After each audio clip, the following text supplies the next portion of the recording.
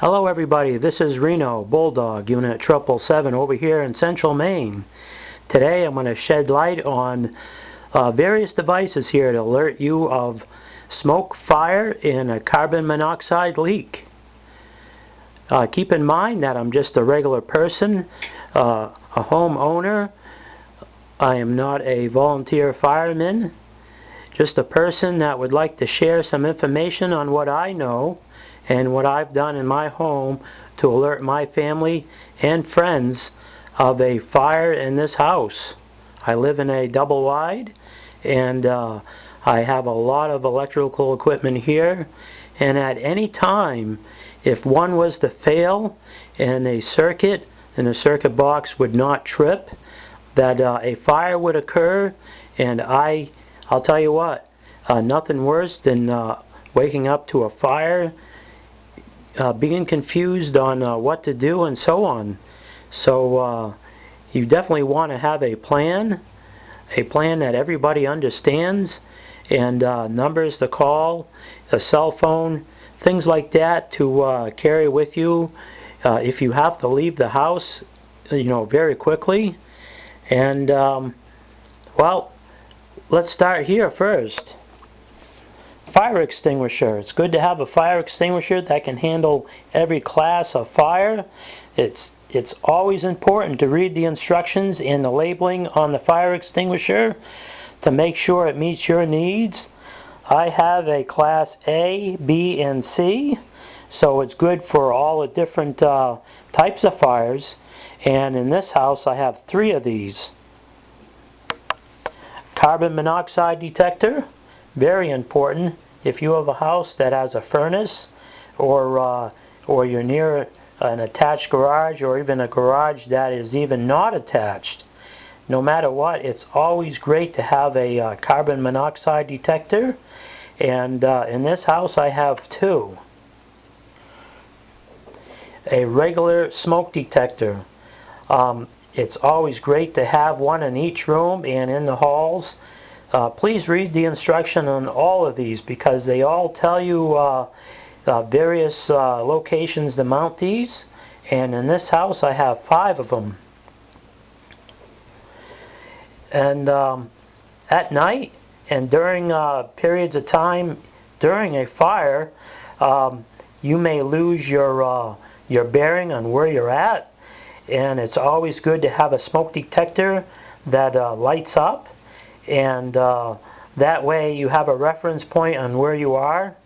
Most likely though, if there's a lot of thick smoke in your house, you will definitely want to crawl on the ground, be at the lowest point, and keep in mind on where you're at in the house. That way you can find the exit quickly. In this house I have 2 of these.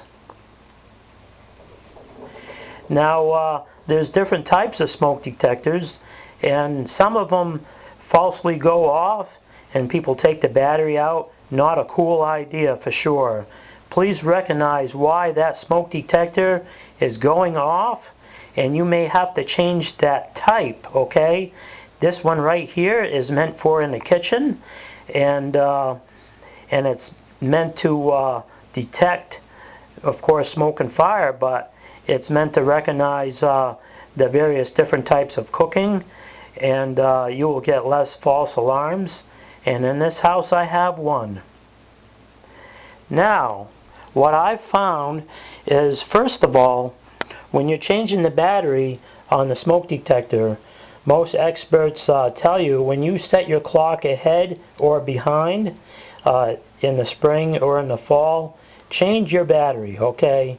Now most batteries can last a little longer than that, but you want to do it, okay? It's just a good way of keeping track on when the battery was changed, and going by experience, a volt ohm meter, a battery tester is always a great idea, because during the manufacturing process on every battery, I don't care what, made, there's always a chance, okay, of a dud. And in my lifetime I've only found a few, okay, but at that time there, that could have been the difference between life or death, really. So a good meter would be great. And another tip is the battery. Okay, alkaline battery is always great. Always great. They last long, they're stable, and a good brand too. Now my little tip here that I have is, if you ran Duracell, okay, for the first 6 months of the year, switch to an Energizer, okay? I don't care what brand you switch to, but by switching brands, you will let yourself know that you've changed it, okay? You made the change. That's a cool way of doing it, I think. And well, what's the bat for? Well, I went to a fire safety course, and a lot of people brought up, well, if there was a fire and for some reason the window wouldn't open, in the wintertime it may freeze up, and just with the regular expansion and contraction of the house, some of these old windows can be pretty fussy, and we all know about that. And I'll tell you what, taking your slipper, your shoe, and trying to bust the window open, that ain't cool. It ain't going to work, man. It ain't going to work. A bat, a simple bat here. A wooden one would be great because it won't conduct any electricity. You take that bat, you bust the window, clean it out, and get out. Okay? Get out. So, once again, you want to read the instructions on all of these. Most definitely. You want to read the instruction on all of these devices. Make sure you know every single thing about each device and their capability. Most of these here, okay, the materials inside, especially the materials that are part of the element, only last 10 years, okay? So if you buy one brand like me, I stuck to First Alert, and I purchased these all at the same time, that I know during around the 10th year period, or even changed at 9 years, okay, that I'm going to go and replace all of them. I'm not going to replace, well, one in the bedroom and then one in the other bedroom, then 1 year replace one in the hall and one in the cellar. You know, to keep track of that, that's hard to do. That's nonsense in my opinion. That you buy them all at the same time, or you replace them all at the same time. Every 6 months you put a fresh set of batteries in to remind yourself that you've changed it. Heck, switch brands like I said, and you can't go wrong.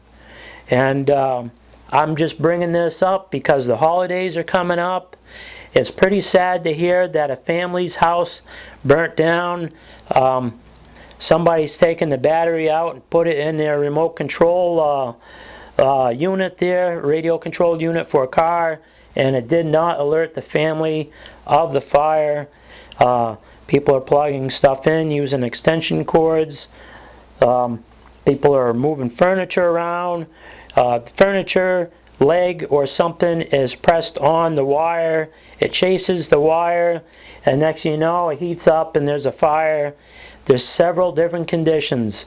You got cheap appliances and stuff like that. Capacitors, transformers, they all warm up. A loose solder connection from a blender, a can opener, or anything. The wire loosens up because of a cold solder joint, and it shorts the unit out. The unit does not have an internal fuse. Next thing you know, that heats up and catches on fire near a drape. You name it. People are lighting candles with the holiday festivities and whatnot. So I hope this kind of wakes people up here. I've known a few families that have got burnt out there, and it's sad. It's definitely sad there, and I'm hoping that this helps bring awareness of the many devices that are currently available everywhere. Walmart has them, and Usually during a certain time of the year they have a fire awareness, fire prevention day. Hey, make it every day. Make it every day. Use some common sense. Okay, you all have yourself a good one. This is Bulldog, Unit 777, right here in Central Maine.